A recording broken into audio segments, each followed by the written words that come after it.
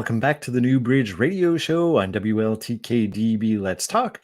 I am your host, Kevin Mackey, and we are connecting you to what's next in your life. And we're here to remind you that you are important to this world, and we sure are glad to have you along on this episode of the New Bridge Radio Show.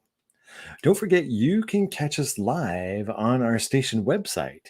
Just head on over to www.WLTK-DB.com and you can watch the show live there. Or if you prefer, you can also catch us live on YouTube as well as Facebook Live. All you got to do is just click the search bar on either of those platforms and type in WLTK-DB and you'll find our station pages on both those platforms. And you can join the chat and you can ask questions of our guests on either Facebook Live or YouTube.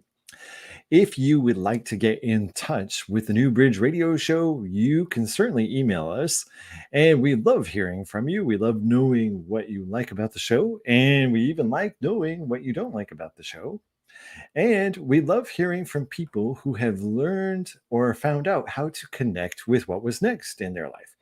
So if you would like to be a guest, just let us know. You can email us at thenewbridgeradioshow@gmail.com.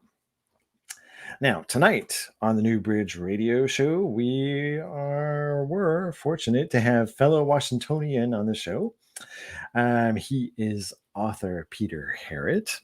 He is a first-time novelist. And Peter was born and raised in Oregon and has spent the majority of his adult life here in Washington State, where he lives with his family. He credits his interest in language and writing to his grandfather, Peter James Bennett, a prolific poet who is both a mentor and role model and continues to shape Peter's life and character to this day.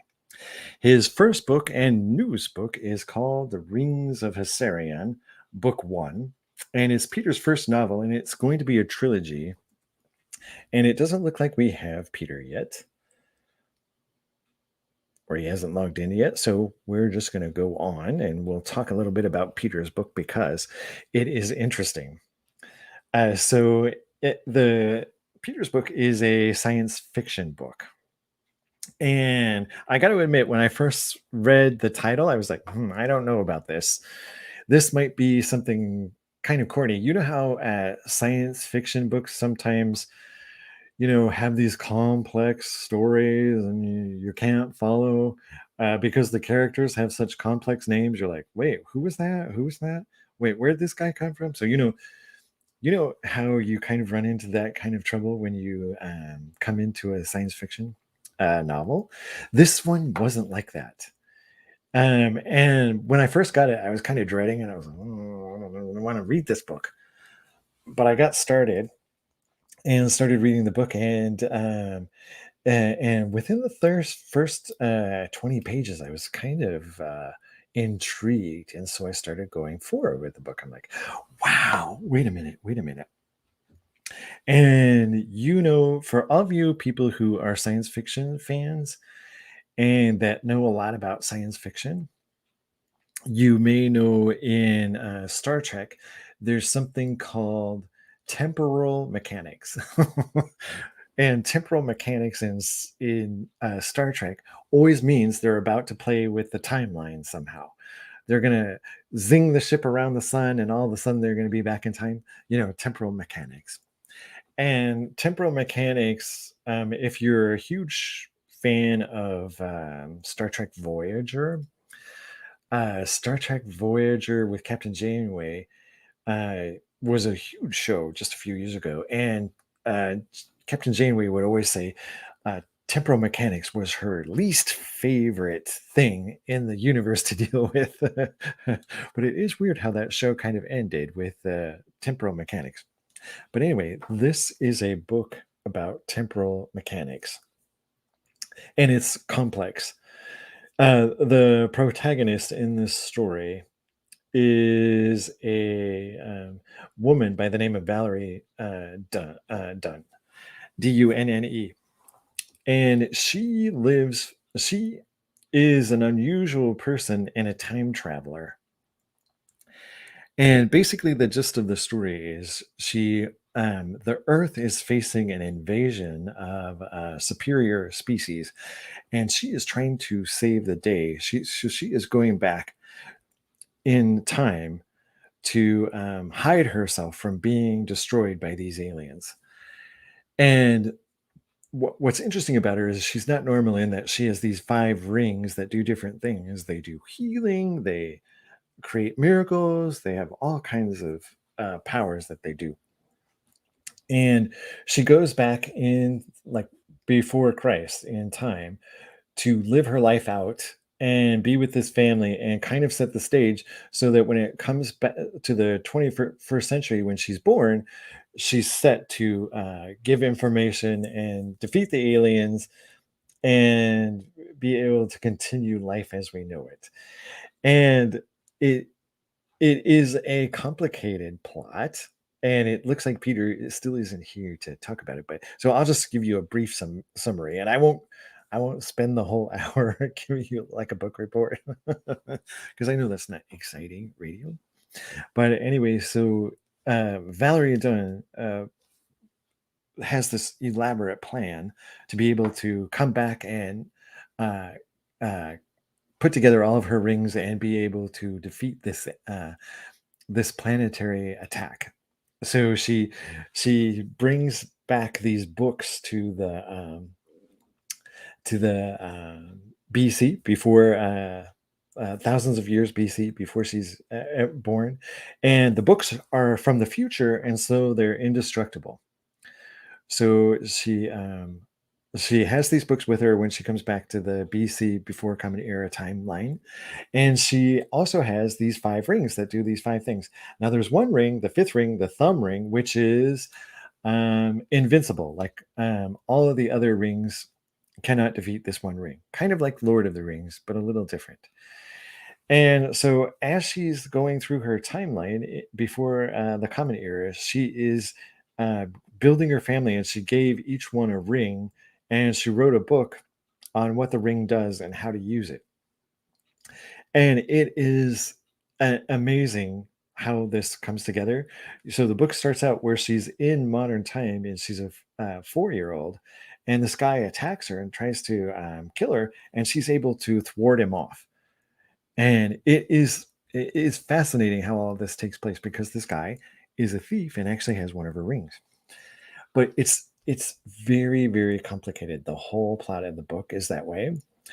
And it's one of the first nonfiction books we've ever done on the New Bridge radio show. And normally we choose books that kind of give you a little bit of helpful information, but this one is just for fun. It's just for fun if you're a science fiction fan. If you're looking for some good summer or fall reading, this is a great book to do that. And you can find the book on Amazon. It's called The Rings of Hessarian. You can find it on Amazon. Peter Harrett is the author. You can find the guest banner on the New Bridge Radio website, www.newbridgeradio.com. You can find Peter Harrett's picture there, as well as a picture of the book, and you can get to his site. And I definitely recommend the book and recommend you read it. So it only figures that Peter didn't show up today because today is one of those days where uh, everything that could go wrong did go wrong. Like beginning at the very first day, the moment I started my job, and I work in addition to doing the radio job, I have what I call a muggle job. So I have a muggle job where I work in telecommunications. It's very sexy. But anyway, I was in my muggle job, and in telecommunications, there's one thing that all telecommunications people, whether they're doing support or whatever they do, sales, there's one thing that they fear more than anything, and that's having someone call and say, I got a question about my bill. And that is usually going to be a huge, long telephone call, and it's going to be you going through their bill, which is my least favorite thing to do. in the entire world. People and their cell phone bills are terrible. And even I don't even like reading my own um, telephone bill. But anyway, that's the way this day started. So that was my first call. And I'm like, oh, and I got through it, explained the bill, and everybody was happy. And okay, I'm like, I'm through that. It's done. And then the very next call, is this Kevin? Is this Kevin? I got a question on my bill. So again, it was another one of those calls where it's a long, long time going through a telephone bill. And I was like, what is wrong with this? What is wrong with this day? And the second call was the person was a little more antagonistic. And I was like, ooh. And it reminded me of something uh, that I came across years and years ago. It's a quote by Buddha. And the Buddha said in a quote, the first victim of your anger is always yourself. And I always try to remember that when I'm dealing with other people on the telephone because you never really know what they've been through before they got to you. Like there are people who will call and be just terrible, and it's so easy to react to them and to kind of match their energy and be well, well, how dare you? But I always try to remember that the victim of your anger is always yourself. And my third call, I got an instant message from one of my coworkers. Oh, so and so is on the phone, and blah blah blah, and they want to know this and they want to know that. But anyway, it's so easy to misinterpret instant messages because it's just writing. There's nothing else that you have as far as what the person actually means or what they're actually saying. So it can be terrible. You can read it and be like, what? Like, what are they saying to me? So it can be very easy to kind of be a little quick tempered when you're reading something from a coworker, and it can be easy to go off. And I am guilty of it. I have at times said terrible things and said, oh, you know what? Why are you queuing me? And all kinds of things. But I always try to remember that saying from Buddha that the first victim of your anger is always yourself. And if you kind of take a step back before you write a message in reply, just let yourself have a moment and get rid of the anger that might be plaguing you, because as the minutes pass and you get through and start dealing with the situation, it's never as extreme as it seems to be. So it might be red hot and heavy, and you're like, oh, in the moment, I'm going to get you. But in the end, if you can hold off and let yourself feel whatever it is the anger you're feeling, and you maybe even type the cue, but just don't send it, then it will help you a lot. Because in some ways, it will save you kind of the embarrassment of uh, writing something in to your coworkers that you don't want to write, which can get you into trouble. And while we're on that subject, if you're going to cuss your coworkers out, and this is terrible advice, but I'm willing to provide it. If you're going to cuss your coworkers out, don't do it in writing. Do it over the phone. Everything you put in writing is submissible. So that's just a tip. And something you should remember. And it's something I definitely do myself. If I'm going to say something mean, I will call. That way, there's no record. Oh, I don't know. I don't know what they're talking about. But if it's in writing, they can just say, look. Anyway, so it doesn't look like Peter has shown up yet, so we can't ask any questions of our guest. And I was talking to, I have a great producer by the name of Todd Bates. He is also the owner of the radio station, WLTK-DB. He does a great job. And he designed our logo, which we are enamored with. And just so you know, I'm wearing my WLTK-DB shirt, which is quite envious. And I'm doing just a little plug for Todd because I think he did a great job designing the logo. And you can go to our station website and type in and go to the store, and you can buy merch on the WLTK.com website. Not only t-shirts like this one that I have, you can get hoodies, you can get mugs, you can get keychains, you can even get like, so when I was there, they even had spandex with the WLTK-DB logo on them, and it was tastefully done. It's tasteful spandex on the site, so be sure to check that out. If nothing else, go to our merchandise site just so you can see it, because it's amazing. I don't know how you won't buy yourself a pair. So we have that, and that is great. We also have something coming up in October that we're very excited about on the WLTK DB station because we've never done it before. On October 30th, we are going to have a gallery reading, and you can buy tickets to this event and join us and ask questions of some of the psychics on WLTK-DB.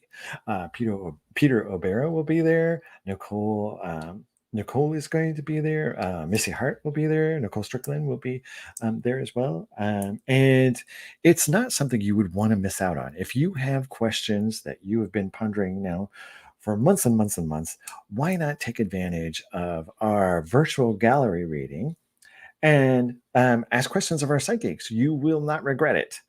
In fact, there are people that would say, "Oh, hello, Sherry. Sherry is one of the fans of the show. Thank you, thank you for watching and joining me on my guest list this evening."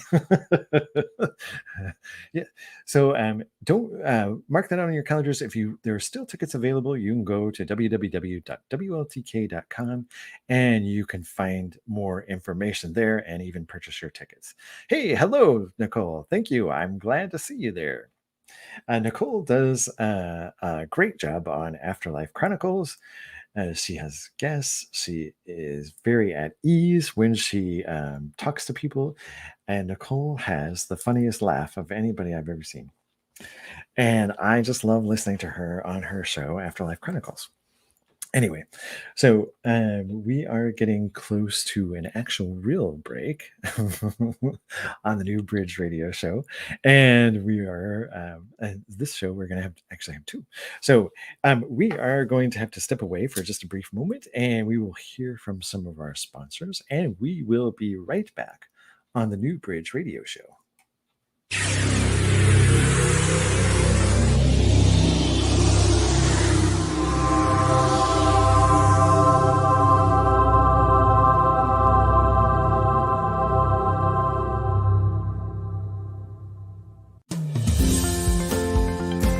Two intuitive books, one amazing author. Intuitive You.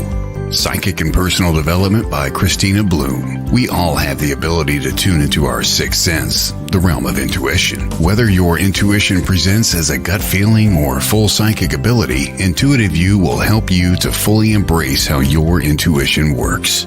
Let's not forget about Christina's newest book, Wisdom for the Age of Ascension, Channeled Messages from Divine Intelligence. Wisdom for the Age of Ascension is an updated and expanded second release of Christina's first book, The Contemplative Truth. Christina has expanded her reach to more light beings, enabling more information to be channeled to you, the reader. Wisdom for the Age of Ascension and Intuitive You by Christina Bloom. Get your copies today or visit moonbowpublications.com. That's moonbowpublications.com.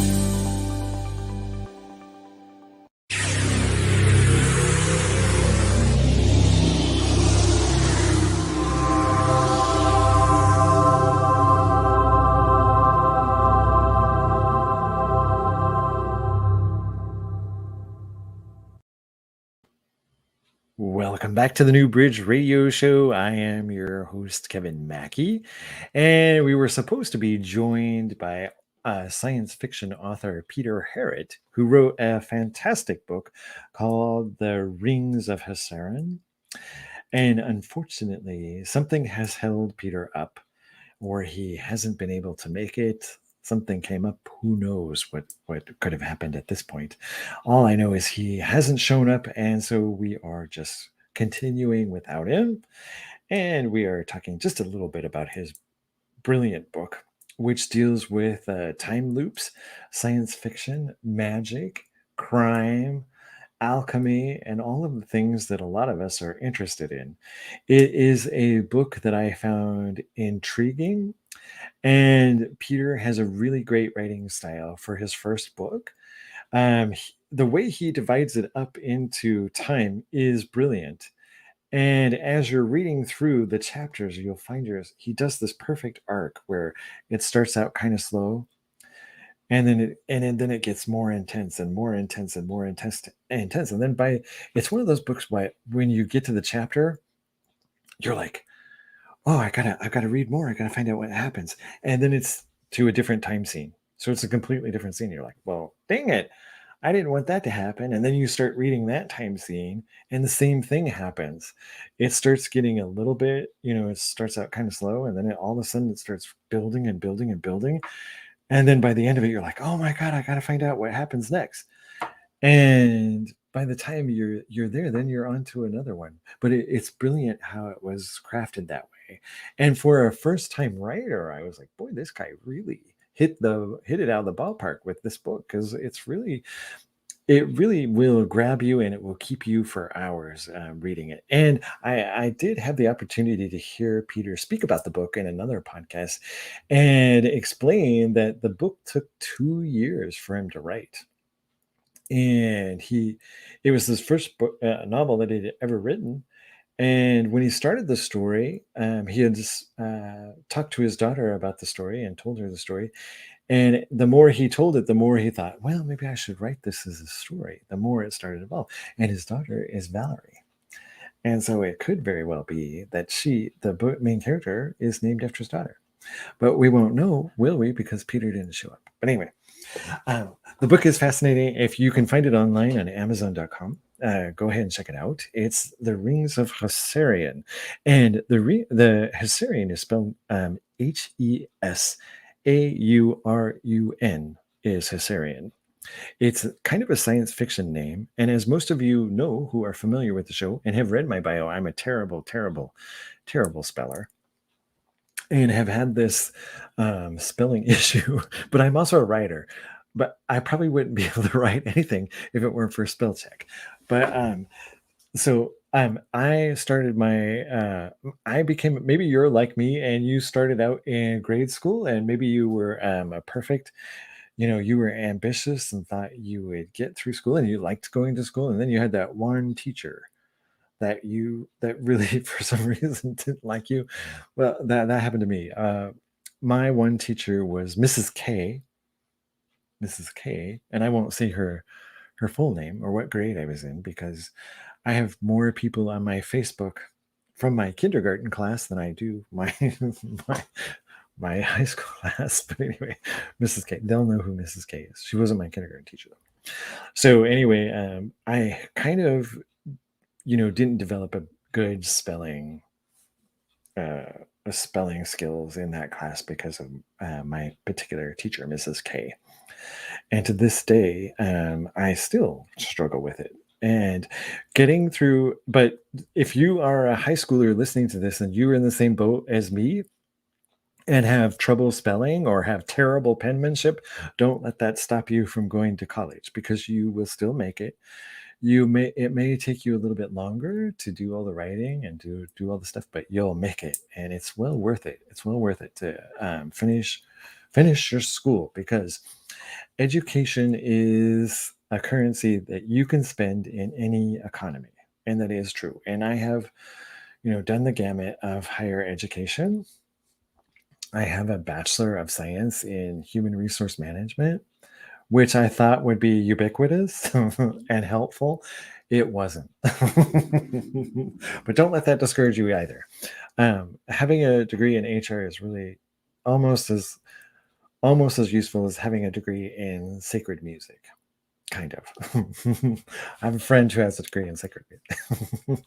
But anyway, um, uh, uh, I'm often shocked and surprised by the number of people who confessed to me later they had the same issues and same trepidation about spelling, especially in college. And it felt like it was mostly people who grew up in the 80s that ran into these spelling issues. Myself and a lot of my contemporaries all had the same issues with spelling and getting through things. And maybe it was just the time. Who knows? Who knows what it was? But there are things you can do to help you out in the spelling arena. There's several good books by Grammar Girl, and I have found her to be very, very helpful. Grammar Girl has a lot of good books, not only on spelling, but on grammar, and she has videos as well. If you are an aspiring writer and want to know more about grammar, but are afraid to ask people, like I was afraid to ask people, what does this mean? How do you spell this? She's a great resource, Grammar Girl. So find Grammar Girl on Amazon. You can find all kinds of books about spelling that might improve it just a bit. So part of my spelling issue is from that, but part of it is because I'm an adult over 50. And being an adult over 50 is interesting, especially in this time that we live in, because people in their 50s now are more technically savvy. They're more aware than their parents were. I was born in 68. So I am really one of the first kids to grow up that was a Sesame Street person. Sesame Street was created when I was a year old. And it was a great tool, a great learning tool. And it was also a great tool to change attention spans. And I feel like people my age had our attention spans changed because of the programming on Sesame Street. It was 30 seconds for this and 30 seconds for that, and then on to a new thing 30 seconds later. So if you are my age, or maybe even in your 40s, and you find yourself having a hard time paying attention, you might subscribe to my Sesame Street theory of how our attention span changed. And we were not able to pay close attention to things in the future. But that's not to say that Sesame Street is a bad thing, because it was fabulous. And it definitely taught us a lot of things, a lot of cool things. We all learned a lot from it. And I think it's a great show still. But anyway, it did change we're the first generation, people over 50, that have been bombarded our entire lives by advertisements. So the Sesame Street was kind of the beginning, and then at being around advertising this whole time has really changed our attention span. It's not a problem that my parents have as profoundly as myself and my siblings. So if you have also made this kind of observation about your own self and your own life, why can't I pay attention? Why do I have such a hard time? It may be because of that. And I definitely had that. And going through college with spelling issues and a hard time reading, I didn't think I was ever going to make it. But I muddled through it. I actually graduated from college magna cum, which shocked me. It shocked everyone around me. Like, he's magna cum? How'd that happen? But hang in there, do it. Always find the resources you need, and you will be able to get through it. I didn't know anything about starting a podcast. Didn't have the will or desire to do it, and but I managed to do it. I managed to put it together and make it work. And we've done 77 episodes now. So if you're willing to just do a little bit, you'll be able to pull it off. Anyway, so we were talking about our author who didn't show up, and it looks like I don't have a message that he has shown up, so it doesn't look like Peter is going to be a go for this hour. But so I'm just going to plug in one more time. He has a new book, The Rings of Hissarion, book 1, and it's probably going to be a series of books. Now, I heard him say in an interview that when he started writing the book, and the story started taking off, he had 180,000 words written, which that is a lot of words. Now the book itself is 500 pages, so it's a big book. It's a big time commitment. So, but it's a fascinating story. So he started off, and he took the book to his publisher, and they were like, no, we can't have a we can't have a book this long. You're going to need to break this up into a series of books, rather than just this big thick tome that you've written and tried to give us. So he had enough, believe it or not, he had enough to create the first book, the Rings of Assyrian, and he had enough, believe it or not, to make 3/4 of the next book. So he has written, he got off to a really good start. And I myself have attempted writing a novel, and it is not easy. It isn't easy at all. It's a huge time commitment. And if you have poor attention span, it can be hard focusing and getting through the writing part. So the only bad part about writing is the writing part. So anyway, I am very pleased that Peter was able to put forth so much effort in writing his first book. So that is about all I'm going to say about our lovely absent guest, Peter, except I hope he is doing well. I hope he is fine and that everything is good. And I really enjoyed your book, Peter, if you watch this later, and I hope you do, because I did buy your book. Anyway, so um, uh, now we'll move on to a new topic. So uh, I I told Todd, he was like, well, do you want to have the show? And I'm like, yes, I do want to have the show, because I have, as if you've been a longtime subscriber to this podcast, you know that I have a certain amount of social anxiety that can show up and can make me a nervous person. And when people meet me, they're like, oh man, that guy. And so I can make other people nervous because I've always been kind of a geeky person. I was a geeky kid growing up. I was really small. When I was young, I was really tiny, like a stick person, and really awkward. I was really easy to push down because I was very small, and they would shove me down. And I had a really, really high voice, which made me even more awkward because I was really, really small and I talked like Minnie Mouse. And when you're really small and talk like Minnie Mouse, people do beat you up for no other reason than, oh, look, I can beat this geeky kid up. So, that's where my social anxiety started to take root, was being just a very small person that was easy to shove, move around, or trip, or so uh, that's kind of what began the journey to social awkwardness. But then I moved a lot into different went to different schools, and that also just kind of destroys everything.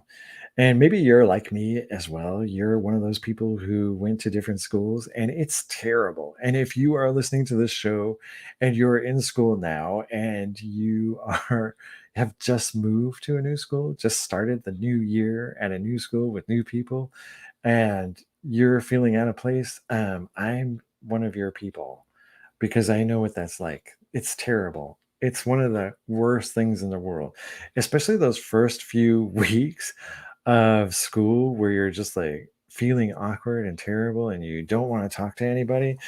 And if you're one of those people, just know that I'm one of those people too.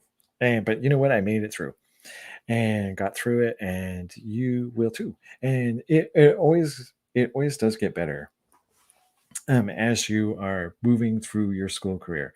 By the time you get to college, you will have a better sense of yourself. And I definitely did. By the time I finished college, I wasn't quite as nervous and as quite as, full of angst as I was, in high school. because high school was terrible. Terrible for me. I went to 3 different high schools. And I didn't belong in any one of them. It was just a terrible, terrible time. But you know what is interesting? If you're in school and you're feeling pressure to go to college right away, don't feel that pressure either, because I waited 3 years before I went to college after high school, and I was in a position where I um, found a job where my company paid for my degree, so I graduated from college debt free. Didn't have any owe anything, and I was able to do all the coursework. I was able to go at night and weekends and got my degree, and it turned out to be a really good thing. And that is something that a lot of young people have as an option. It doesn't have to be right out of high school like all of your friends.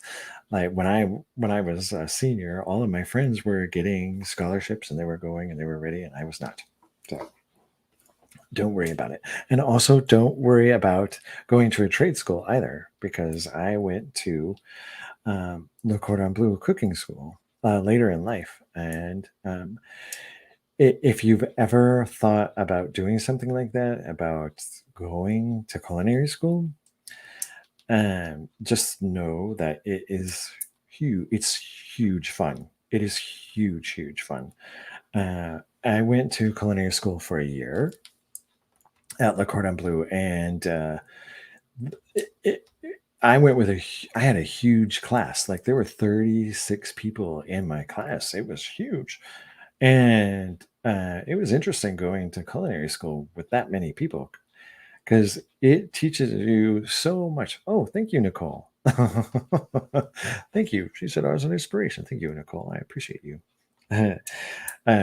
I went to culinary school with 36 people, and there were times where we would all be cooking, and when you're with 36 other people on gas grills and cooking something on a gas burner that are all black and all of your pots look the same, you can kind of not know what pot you're cooking in. And not only was there that, when you have such a large class, there were a lot, believe it or not, there were a lot of culinary students, and this happened daily. And there were a lot of culinary students that got their towels or their uniform in the flame of the gas stoves. Every day, somebody got a towel on fire every day. And so, yeah, when it's big and crowded like that, it always happens. So anyway, if you're thinking about doing that, definitely do, because it's fun. Even if you're not young. So I went to culinary school in my 40s. I was like, I had just been laid off. I didn't have anything else to do, and I didn't really want to start a new job. And I was like, well, I'm gonna. And they had a program for people, who were older, like me. They had this program where they could retrain for another career, and I took advantage of it after being laid off. I'm like, oh, I'll do it. I'll go to culinary school and I'll become a chef. But that didn't work out because somehow I landed back in the tech industry. So, but anyway, don't be afraid to do it because it's so much fun. Just so much fun. If you are middle aged like me and you feel like you've never found your purpose, uh, education, and you feel like you've wasted so much time in education, I too am your person. Because I have done a lot. I went to culinary school. I went to paralegal school, and none of that really worked out too good. But I've always appreciated those lessons that I learned in all of those classes and gaining those skills that I gained in those skills. I got to work with. I got to do an internship in culinary school with a chef by the name of Holly Smith. Holly Smith has the Juanita Cafe, and it's a beautiful restaurant. It's amazingly beautiful. It's in Kirkland, Washington. And Holly Smith, my mentor and the chef I interned with, won Iron Chef on the Food Network channel. she competed against Iron Chef Kat Cora. And if you ever watch that show, Kat Cora is really, really difficult to beat. And Holly Smith beat her and ended up winning.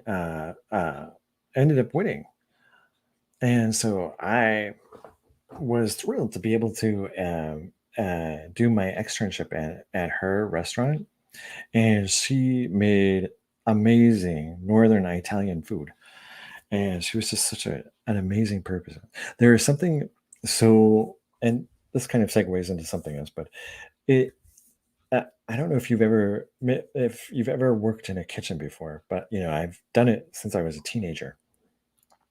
There's something really interesting that happens in a kitchen that is beyond comprehension.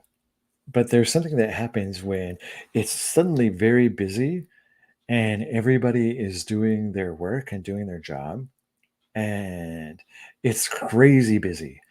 Everybody is working hard. Everything is doing their best to put things together, and it's bam, bam, bam, bam, bam. This out, this out, this out, this out. And something happens where it's just something happens to the communication where it's just smooth. It's just an amazing feeling when you're part of a group effort that just becomes like almost like a musical in a way, or musicians playing music. It's always an amazing thing. And it's great to find coworkers if you have to work that can share that. And Nicole Strickland is asking, what is your favorite cuisine to cook? And my favorite cuisine to cook would probably shock you, but my favorite cuisine to cook is definitely roast chicken. And roast chicken, what? But when I went to culinary school, that was one of the things we had to learn how to do perfectly. And it's something that you're never perfect at, but you always try to perfect it. And so it's just it was probably one of the first things we learned in culinary school, besides our mother sauces, how to cook roast a chicken. And so it's one of those things we're always trying to perfect. But you know something, Nicole, the one thing that was terribly hard for me in culinary school that I failed at every single time I ever attempted it was mayonnaise. Mayonnaise is really hard to make. And it frustrated me to no end until I found out in that movie, Julia, the story about Julia Childs. Julia Childs could not make mayonnaise either. Like, she failed at making mayonnaise. So it made me feel much better. And I was like, I'm going to just buy my mayonnaise from now on. But anyway, well, it looks like we are going to have to go to another break. Boy, the time is flying by, right? Like, you probably learned more than you ever thought. So we are going to hear from my sponsors, and we will be right back after these messages on the New Bridge Radio Show.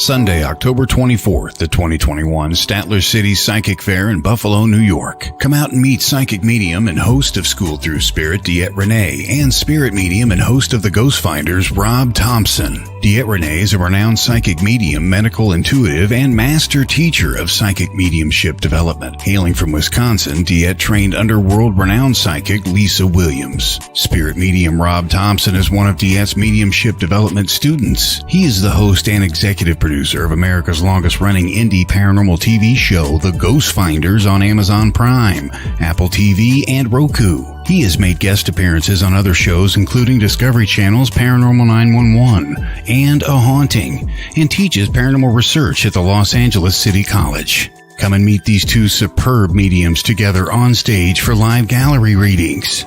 Remember, Sunday, October 24th, the 2021 Statler City Psychic Fair. Get your tickets now at StatlerCity.com. That's StatlerCity.com. Doors open at 1, close at 6. Gallery readings, tarot cards, and more. Statler City Psychic Fair. Tickets at StatlerCity.com.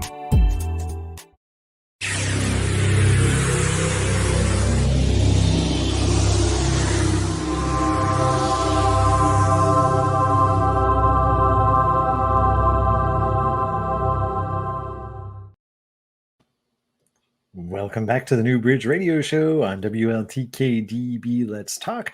I am your host, Kevin Mackey, and we're having an unusual show if you're just joining us.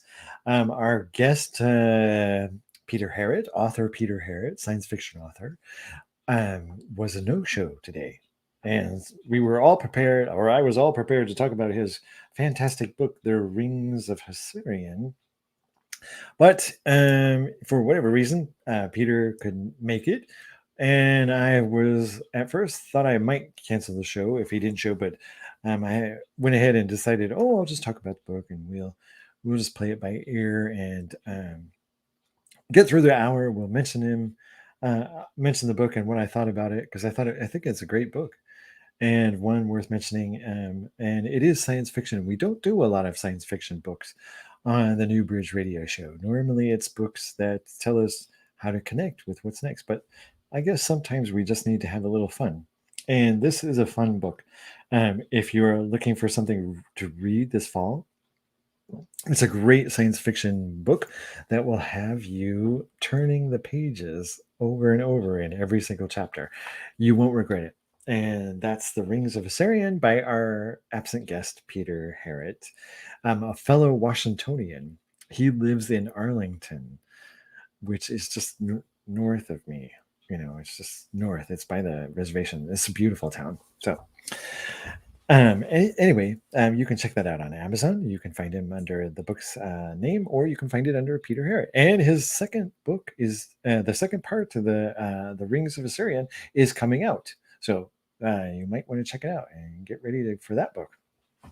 So it was exciting, an exciting book to read. Now, before we went to break, we were talking about food, and food is a subject that everybody has an interest in, especially with people who have gone to culinary school.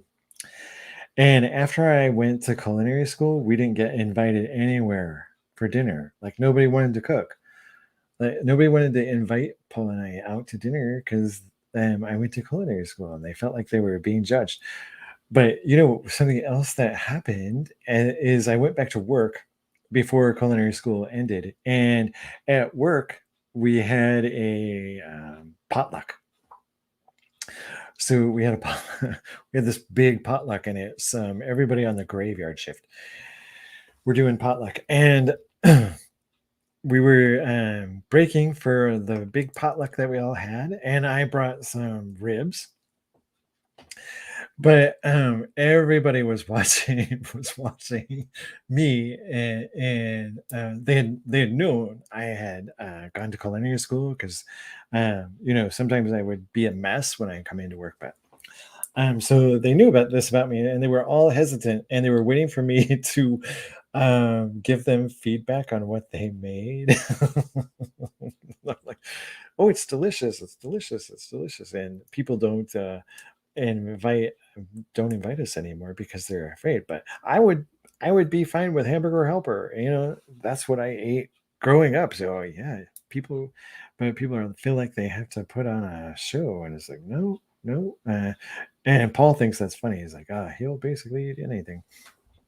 But anyway, I was talking about how great it is to work in an environment where everybody is cooperative and everybody's working great. And as someone my age, I always appreciate it, and maybe you appreciate this as well.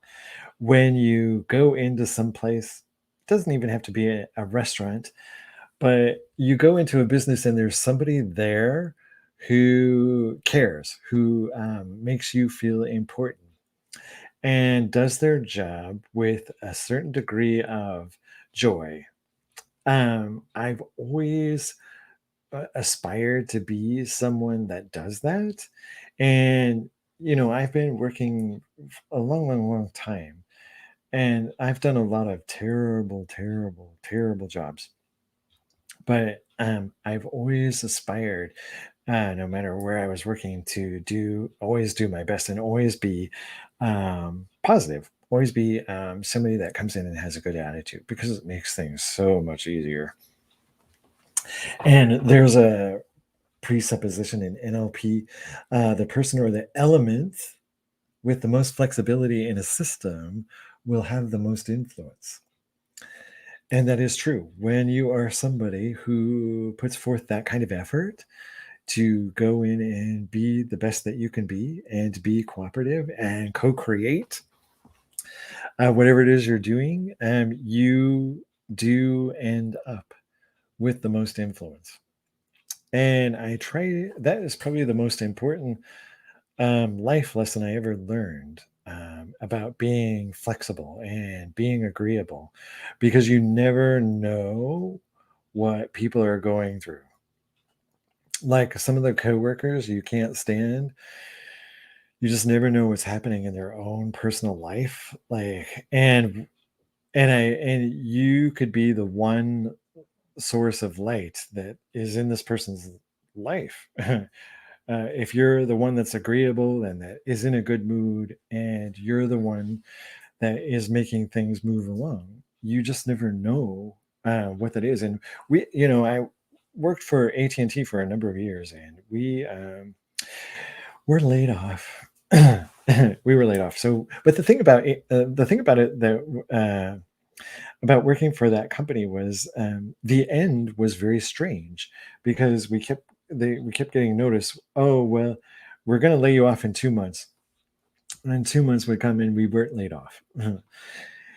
And then, another couple months would go by and they'd say, oh, well, we're not going to lay you off yet, but we will lay you off. So, and it became everybody expected it. Like, everybody's like, okay, well, just lay us off then. But it kept being dragged out. It dragged down, believe it or not, for 2 years. 2 years. This kept dragging on and on and on, throughout that whole experience. And a lot of people, as you may know, were discouraged.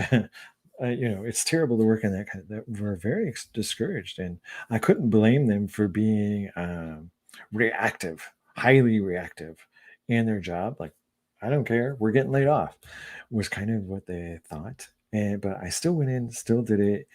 And when everything ended and people came back, years later, after all this went down, people were like, you know what? I really appreciated you coming in and being nice and being, friendly and smiling. And that helped a lot. That helped a lot going through that hard time. And it really is difficult, being in that kind of situation. And if you are in that situation, I really feel for you, because it is difficult and it's really hard to move on when you're in that kind of position where things are going to end. You don't really want to look for another job, and it can be miserable. And if you are in that situation, I'm just going to give you a little piece of advice. You will be okay. You will be okay. You will land on your feet. You will be fine, because things will change and it will be better. Like, usually, and I sometimes hate it when people say, well, it'll be better. And you don't want to, you're like, I don't want to hear that. I don't want to hear that. But it really will be better. I have been laid off a number of times in my life, and it always turned out better. It always turned out better. But if you're facing this and it's going to happen to you, don't look for work right away. Just take a few days, a week or so, to let yourself get through the trauma of being laid off, because it's terrible. It's terrible. It's a traumatic thing to do. You have a lot of questions and there's uncertainty, and it's terrible. So for that first week, do nothing. Well, This has been a test in my ability to do an impromptu show, and I hope I did okay. You'll have to let me know at the Newbridge Radio Show at gmail.com. And it looks like that's the end for us. Next week, we are having a great guest, Amy Yip, and she is a transformation coach, and she is amazing. She's going to be an amazing guest on the Newbridge Radio Show. Peter, if you're there, I missed you, but hopefully you're doing well. All right, that's going to do it for us. And that's the end of the New Bridge Radio Show. Have a great week and have a great rest of the night.